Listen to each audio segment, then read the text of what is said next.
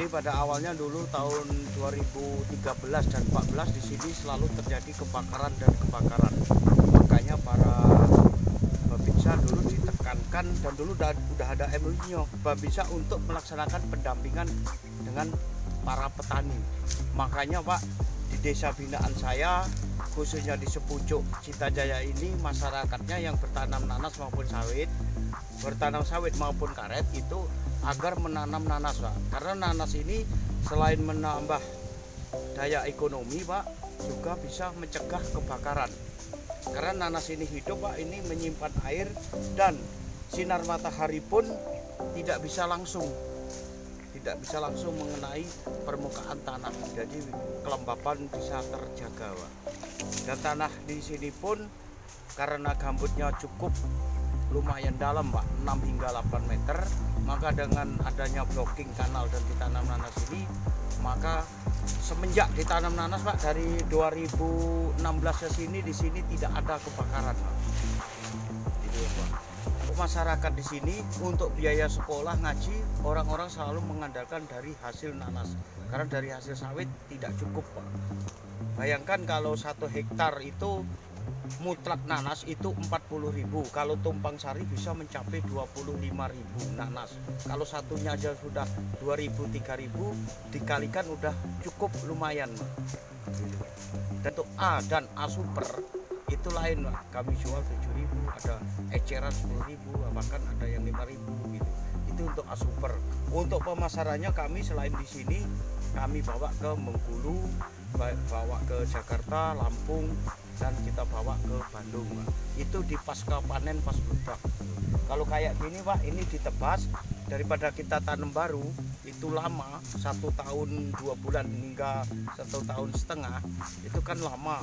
Makanya ini kita tebas, kita hidupkan lagi anakannya Pak. Kita ngambil dari tumbuh baru, itu nanti hasilnya sama juga Pak.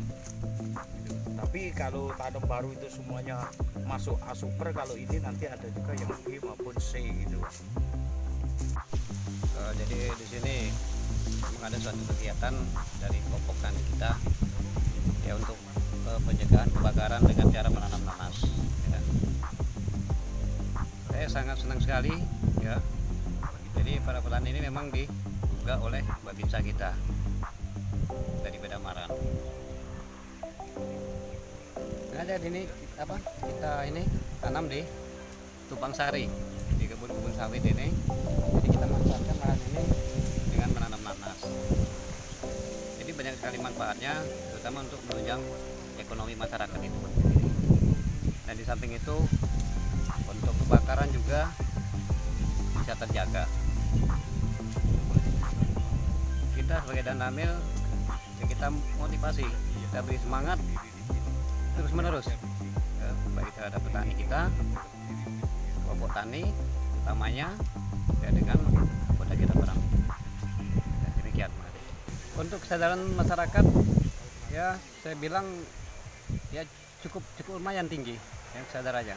Jadi dengan adanya menanam nanas ini ya lahan selalu terjaga.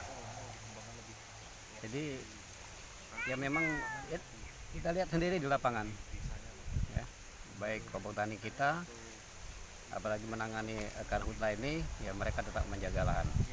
Demikian.